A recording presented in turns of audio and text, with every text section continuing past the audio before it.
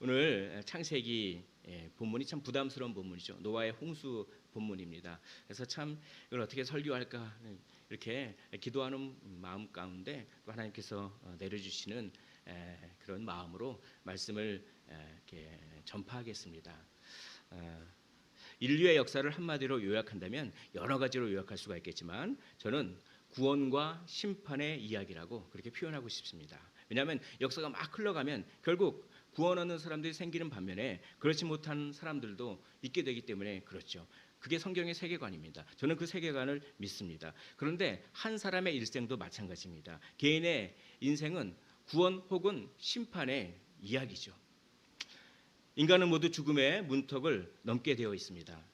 그 후에 인간이 영원히 잠을 잔다고 하는 사람도 있고 또 존재가 없어진다고 하지만 성경은 죽음 이후에 영원한 상급과 영원한 형벌이 기다리고 있으며 그 두 운명 중 하나를 반드시 맞이하게 된다고 말씀합니다. 그래서 히브리서 말씀에 한 번 죽는 것은 사람에게 정해진 것이요 그 후에는 심판이 있으리니라고 얘기합니다. 그러므로 이 세상에서 어떤 삶을 사느냐에 따라 구원의 이야기가 될 수 있고 혹은 심판의 이야기가 될 수 있습니다.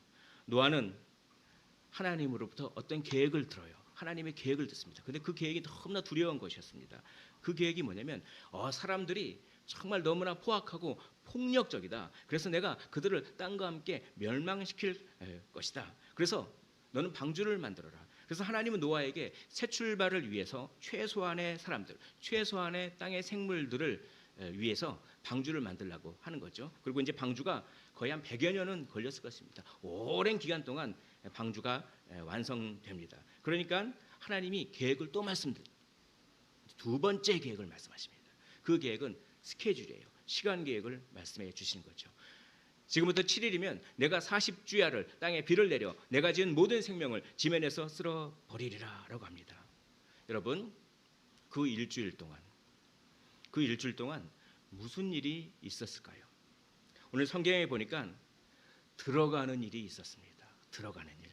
보십시오. 노아는 아들들과 아내와 며느리들과 함께 홍수를 피하여 방주에 들어갔고 또 정결한 짐승과 부정한 짐승과 새와 땅에 기는 모든 것들도 다 들어갔으며 들어갔다. 들어가는 일 외에는 성경에 기록되어 있지가 않습니다. 여러분 인생에 있어서 가장 중요한 일은 무엇입니까? 그것은 들어가는 거예요. 어디요? 구원의 방주 안으로 들어가는 것입니다. 예수 그리스도를 믿어 구원의 약속 안으로 들어가 하나님의 자녀가 되어야만 형벌의 심판을 받지 않는 거예요. 그러나 노아 시대의 사람들은 하나님의 이 경고의 말씀을 믿지 않았습니다. 이게 어떻게 이 세상을 잠길 만한 그런 많은 비가 올 수 있겠느냐고 너무나 비과학적이다. 너무나 비합리적이고 비상식적이다. 그렇게 생각하지 않았을까요? 또 이건 너무나 재미없어. 방주 안으로 들어가서 심심해서 뭐해 거기서. 그건 너무나 무가치한 일이야. 이렇게 생각했죠. 그들은 그래서 먹고 마시고 시집가고 장가가는 일을 사랑했습니다. 세상 사람들 중에 우리는 선택받아서 믿음이 생겼잖아요. 근데 아직도 믿지 않는 사람들이 많잖아요. 믿음이 생기지 않는 이유는 뭘까요? 믿음이 생기지 못하도록 방해하는 것은 뭘까요? 그건 하나님이 인정하지 않기 때문이에요. 하나님이 우리의 과학과 상식을 뛰어넘어서 역사하실 수 있는 분이라고 하는 걸 인정하지 않아요. 우리가 눈에 보이지 않아도, 우리가 귀에 듣지 않아도, 우리가 경험하지 않아도 하나님은 역사하실 수 있는 분이거든요. 근데 그걸 믿지 못하는 거죠. 그래서 믿음이 안 생기잖아요. 하나님을 내가 눈에 보이면 믿겠다? 아닙니다. 하나님의 눈에 보이는 그런 식의 존재하는 분이 아니잖아요. 또 믿음이 생기지 않는 두 번째 이유는 무엇입니까? 하나님 외에 다른 것과 사랑에 빠지기 때문에 그래요. 그래서 믿음과 사랑은 결국 분리될 수가 없습니다. 예수님을 믿지 않는 것은 결국 예수님을 사랑하지 않는 것이죠. 노아 시대의 사람들은 그렇게 예수님을 방주에 들어가는 일 그런 것들을 조롱하고 그렇게 믿음이 없었어요. 먹고 마시는 것을 사랑하고 그랬죠. 오늘날도 마찬가지입니다. 들어가는 사람이 있어요. 방주에. 또 들어가지 않는 사람이 있어요. 그리고 들어갔다 도로 나오는 사람이 있어요. 그래서 하나님의 말씀에 감동을 받아가지고 그렇게 이렇게 예수님을 믿는다고 고백했는데 또 갑자기 시련이 오고 유혹이 오고 뭐 핍박이 오고 고난이 오고 그러면은 그냥 도로 방주 밖으로 나와요.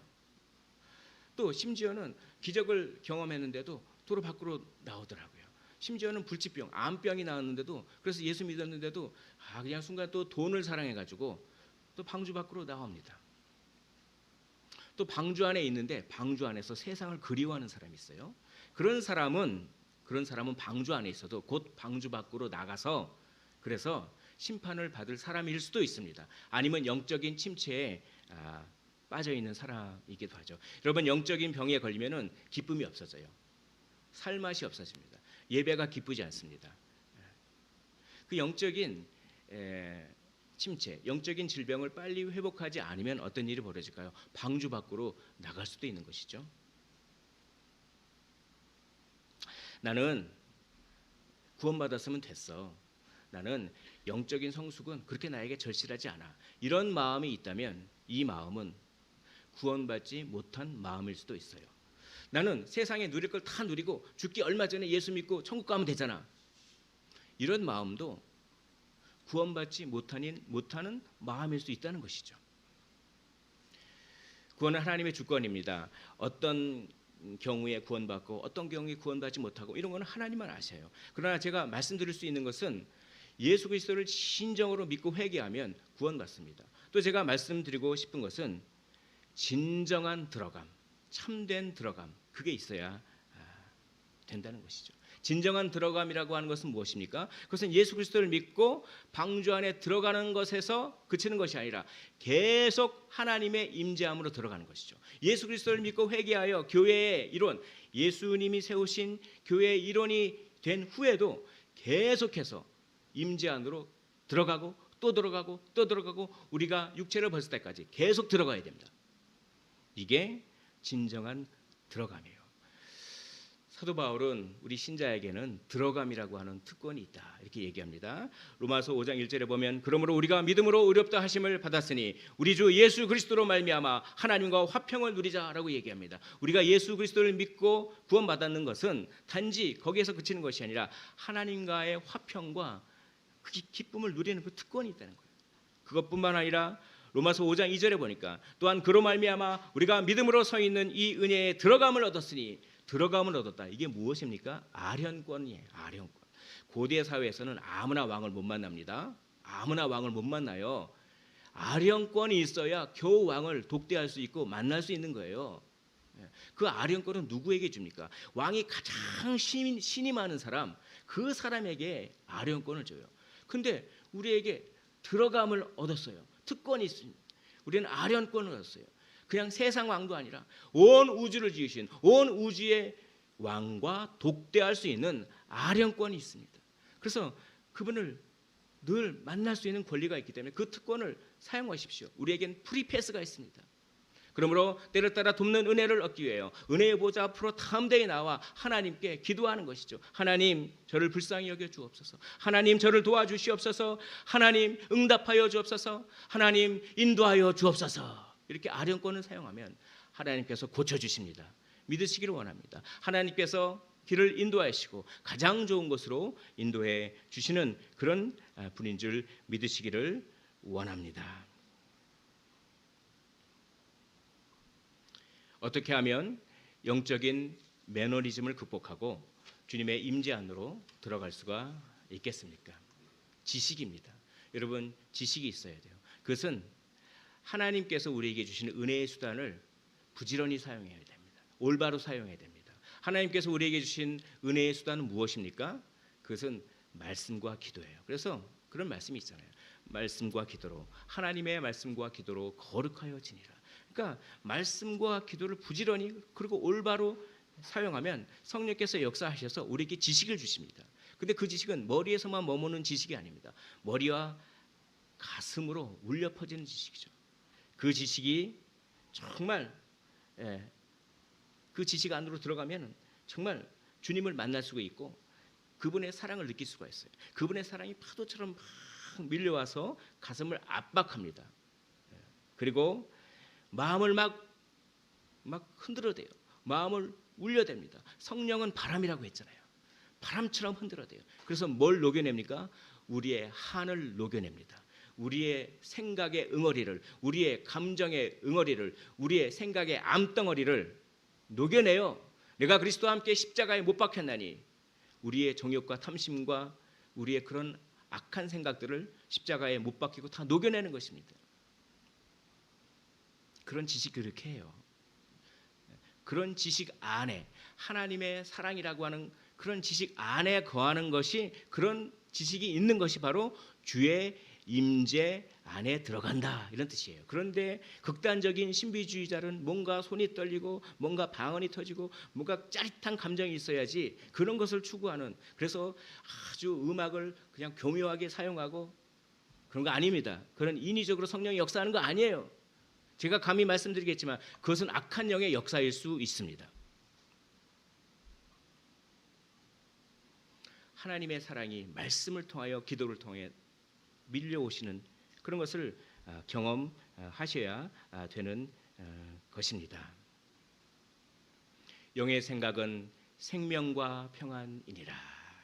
하나님의 말씀과 기도로 우리에게 지식이 주어지면 그 지식은 우리의 생각을 바꿉니다. 그래서 영의 생각을 하게 되죠. 그래서 생명과 평안을 주는 것입니다. 샬롬을 선사합니다. 그리고 그런 지식은, 그런 생명력 있는 지식은 우리가 환난 중에도 즐거워할 수 있는 힘을 공급합니다.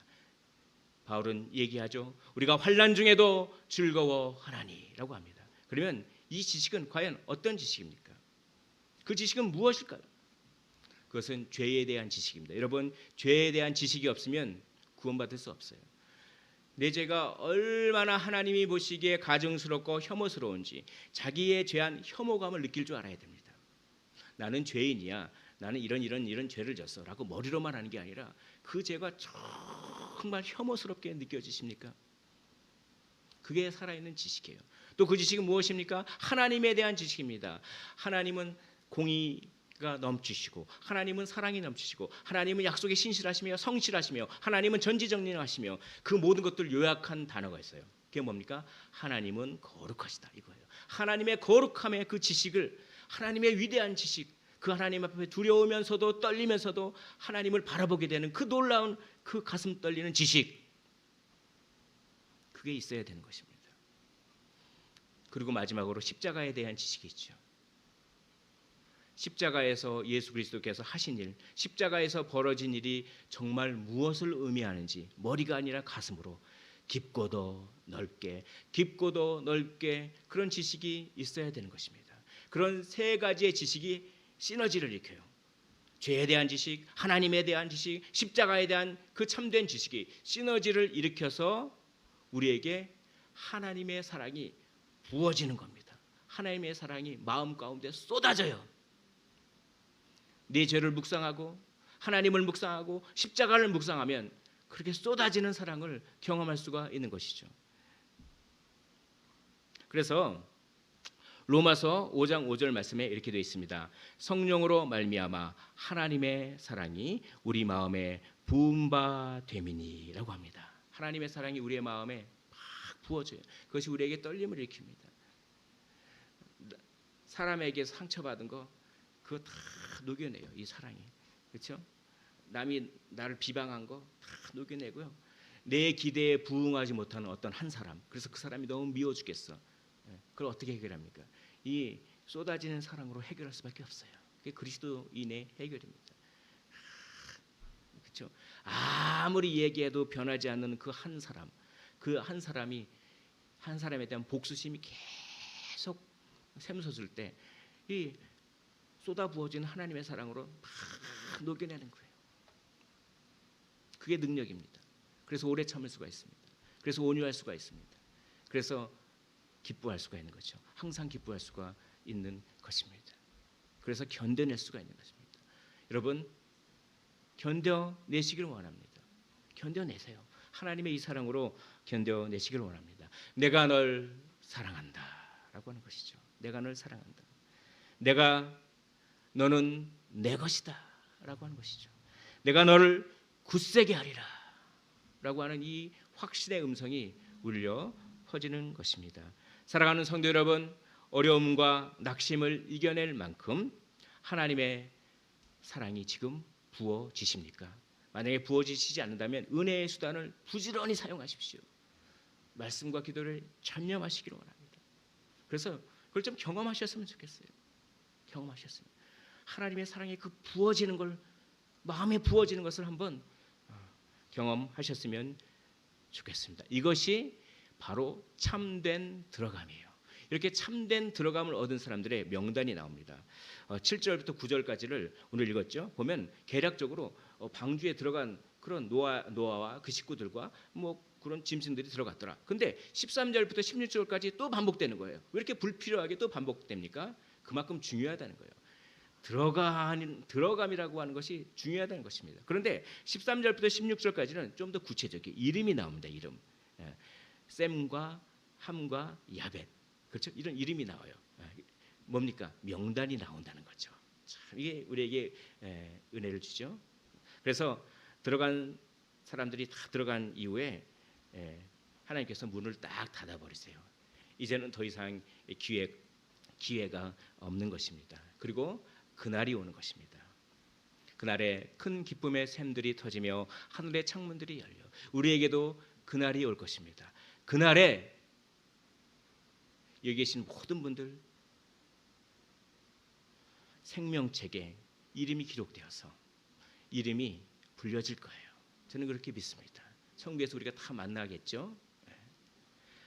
예수님께서는 우리의 이름을 불러주시고 우리의 눈물을 닦아주시고 우리를 위로하시고 우리를 칭찬해 주시고 그리고 우리는 참 기뻐서 춤을 출 것입니다.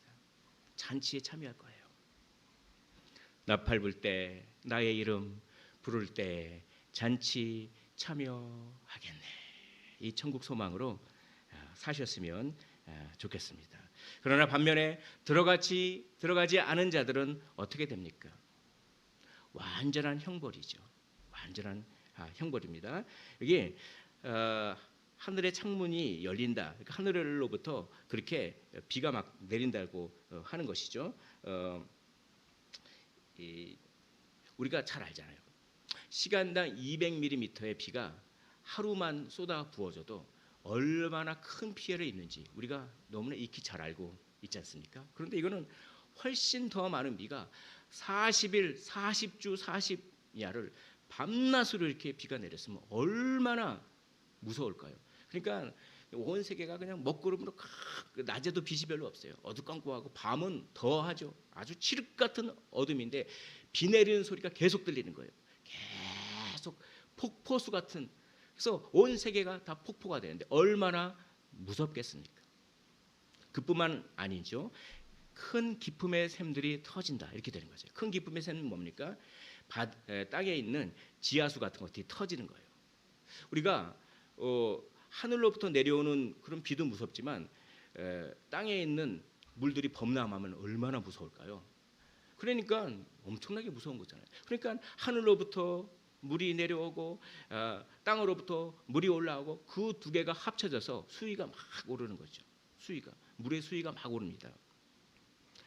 오늘 수위가 계속 오른다고 하는 것을 본문은 강조해요. 창세기 7장 17절에 보면 물이 많아져. 창세기 7장 18절에 보면 물이 더 많아져. 창세기 7장 19절에 보면 물이 땅에 더욱 넘침해. 창세기 7장 19절 하반절에 보니까 천하의 높은 산이 에베레스트 산이 다 잠길 정도로 다 잠겼더니라고 합니다. 물이 불어오르는 것이 얼마나 무서운지는 우리는 경험할 수가 있죠. 우리는 알죠. 그러니까 순식간에 물이 막 불어오르는 것입니다. 그래서 하는 사이에 자동차가 잠겨요. 자동차가 잠기니까 수압 때문에 문을 못 여는 거예요. 문을 못 열어요. 하는 순간에 순식간에 물이 불어서 얼마나 끔찍합니까? 물이 불어오른 것이 얼마나 무서운지를 우리는 참 너무 잘 알죠. 차마 기억하기조차 싫은 그러한 사건을 우리는 가까운 과거에 경험하지 않았습니까? 그렇게 불어오른다는 거예요. 여러분, 물은 없어서는 안 돼요. 물이 없으면 죽잖아요. 그러나 물은 동시에 무서운 것이기도 합니다. 불도 마찬가지죠. 불이 없으면 어떻게 삽니까? 그러나 불도 무서운 것이기도 해요. 죄란 얼마나 무서운 것입니까? 죄란 꼭 필요한 것들을 무서운 것들로 변질시키는 거죠. 우리는 참 위로해 줄 사람이 많은 것 같아요. 참 우리 주변에 돌아보면 보니까 갑자기 사고를 당해서 또 갑자기 이렇게 뭔가를 잃어버려서 그리고 어느 날 갑자기 자기가 불치병에 걸렸다고 하는 사실을 알게 되는 것이죠. 그리고 신체적으로 또 정신적으로 마음적으로 그렇게 너무나 아파서 좀 위로가 필요한 분들이 얼마나 많습니까? 그런 분들은 평범한 하루가 슬픈 한으로 변질되는 거예요. 죄 때문에 그렇잖아요. 죄 때문에. 그러므로 우리는 그런 분들을 위로해야 됩니다. 이것이 우리의 삶의 목적 중에 중요한 목적 중에 하나예요. 우리는 사랑받기 위해서 태어났습니다. 그러나 동시에 우리는 위로를 전달하기 위해서 태어났어요. 그런데 우리가 남을 위로할 만큼 그렇게 힘이 있을 때가 많지 않죠. 내 몸 하나도 내 감정 하나도 추스리기 힘든데 어떻게 남을 위로하느냐. 그러니까 들어감이 필요한 겁니다. 그러니까 은혜의 들어감이 필요한 거예요. 그래서 위로를 먼저 받으십시오. 새 힘을 얻으십시오. 그래서 그 위로의 복음을 우리가 전해야 되는 것이죠. 여러분, 제가 질문을 해보겠습니다. 기도란 무엇입니까? 여러분 왜 기도하십니까? 기도란 뭔가를 하나님으로부터 얻기 위해서 많이 하죠. 그것도 기도의 중요한 일부분이긴 하지만 저는 이렇게 생각합니다. 기도란 무엇입니까? 이 질문은 당신은 숨을 왜 쉽니까? 라고 하는 질문과 똑같아요. 기도란 하지 않으면 죽기 때문에 하는 거예요. 여러분 기도하지 않으면 죽어요. 살기 위해서 기도하는 거예요. 그러니까 기도하지 않으면 영적인 병에 걸려요. 그래서 자기가 예수 믿는지 안 믿는지도 몰라요. 기도는 살기 위해서 하는 겁니다. 내 연약한 감정으로부터 나의 마음의 상처로부터 또 하나님을 더 잘 믿기 위하여 진정한 위로를 얻기 위하여 기도하는 거예요. 여러분 기도를 쉬지 마시기를 원합니다. 은혜의 들어감이 필요해요. 마태복음 5장 4절에서 우리 주님이 말씀하십니다. 애통하는 자는 복이 있나니 그들이 위로를 받을 것이며 애통하면서 울면서 기도하는 자에게는 복이 있습니다. 그들에게 하늘의 위로가 전달되어지기 때문에 그렇습니다. 그렇게 기도하셔서 위로를 받으시고 위로의 복음을 전하시기를 원합니다. 만일 그렇게 하지 않으면 예수 안 믿는 사람은 완전한 형벌 안으로 들어갈 수밖에 없어요. 오늘 본문은 계속해서 완전한 형벌이 있음을 강조하고 있습니다. 창세기 7장 21절에 보니까 생물이 다 죽었으니 창세기 7장 22절에 보니까 숨이 있는 것은 다 죽었더라. 창세기 7장 23절에 보니까 모든 생물을 쓸어버리시니 창세기 7장 23절에 또 보니까 쓸어버림을 당하였으되 여러분 하나님이 너무 가혹하게 생각하지 않습니까? 아니 하나님이 사랑의 하나님이신데 뭐 이렇게 다 쓸어버리시냐. 그런데 우리 피조물인 우리는 그걸 인정해야 돼요. 하나님의 판단과 행하심에는 결코 오류가 없고 선하다라고 하는 것을 우리가 인정해야 됩니다. 하나님은 우리가 다 이해할 수 없는 분이십니다. 그러나 하나님은 지극히 선하신 분이세요. 이 본문은 하나님의 마음을 잘 나타내 줍니다. 죄를 그렇게 싫어하시는 하나님, 온 세상을 물에 잠기게 할 정도로 죄를 싫어하시고 미워하시는 공의의 하나님을 잘 나타내는 거죠. 그것은 십자가의 마음입니다. 하나님은 자기 아들을 죽일 정도로 공의로우신 분이에요. 그러나 또 한편으로는 하나님은 우리 대신 자기 아들을 죽일 정도로 우리를 사랑하시는 그런 하나님이십니다. 그게 십자가예요. 오늘 이 홍수 본문은 십자가를 더 깊이 묵상하도록 이끌어 주는 것입니다. 죄를 혐오하시지만 우리를 사랑하시는 그 하나님의 마음, 예수님이 당하신 고난의 무게, 그 무게가 온 세상을 다 덮은 이 물의 무게보다 예수님이 당하신 우리의 죄를 대신 당하신 그 형벌의 무게가 이 물의 무게보다 훨씬 무겁죠. 그리고 정말 죽기까지 순종하시며 그러기까지 우리를 사랑하신 그 주님의 마음, 그 지식이 우리에게 파도처럼 밀려오기를 원합니다. 그것을 경험했던 사람이 이런 찬송가 가사를 지었죠. 오늘 우리가 찬양했죠. 하늘을 두루마리 삼고 바다를 먹물 삼아도, 하늘을 두루마리 삼고 바다를 먹물 삼아도 그 크신 하나님의 사랑을 다 기록할 수 없습니다. 동의하십니까? 믿으십니까? 그 사랑을 경험하셨습니까? 주의 임재 안에 갇히셨습니까? 이 사랑 안으로 들어오시기를 원합니다. 들어감. 본문은 들어감이라고 하는 주제를 강조하고 있어요. 근데 이 들어감이라고 하는 것은 우리의 인생과 깊은 관련이 있습니다. 여러분, 사람들은 자기가 사랑하는 것을 향하여 들어갑니다. 그러니까 술꾼은 술집으로 들어갑니다. 춤꾼은 클럽으로 들어갑니다. 도박꾼은 도박장으로 들어갑니다. 마약꾼은 사망의 음침한 골짜기로 들어갑니다. 또한 때로는 연약함 때문에 어둠 속으로 들어갑니다. 엘리야 같은 위대한 선지자도 낙심에 빠져서 동굴 안으로 들어갔어요. 그래서 하나님께서 찾아와 오셔서 그냥 그 동굴을 밖으로 꺼내기 위해서 막 하나님께서 막 어리광처럼 막 공연을 하시잖아요. 막 불과 지진을 일으키시면서 막 그렇게 하잖아요. 참 하나님이 참 무엇이 아쉬워서. 그렇죠. 하나님 우리가 나오기를 원해요.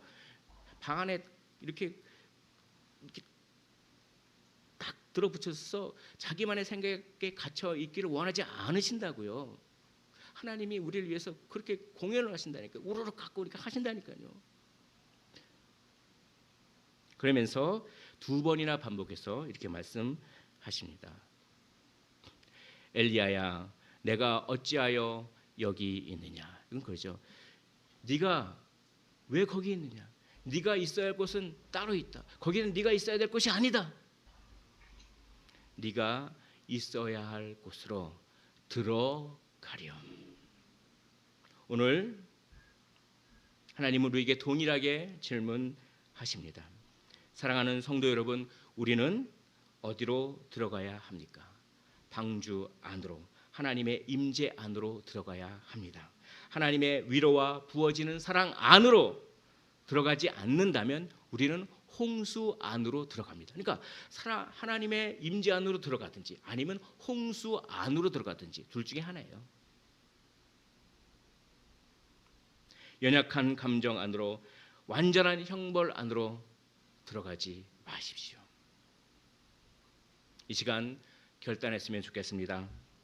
하나님의 임재 안으로 들어가겠습니다. 계속 들어가겠습니다. 내가 해야 할 최선을 다하겠습니다. 그렇게 결단하고 그것을 실천한다면 하나님께서는 기뻐하시고 우리에게 신령한 복을 주실 것입니다. 그러한 신령한 복을 누리시기를 주의 이름으로 축원을 드립니다.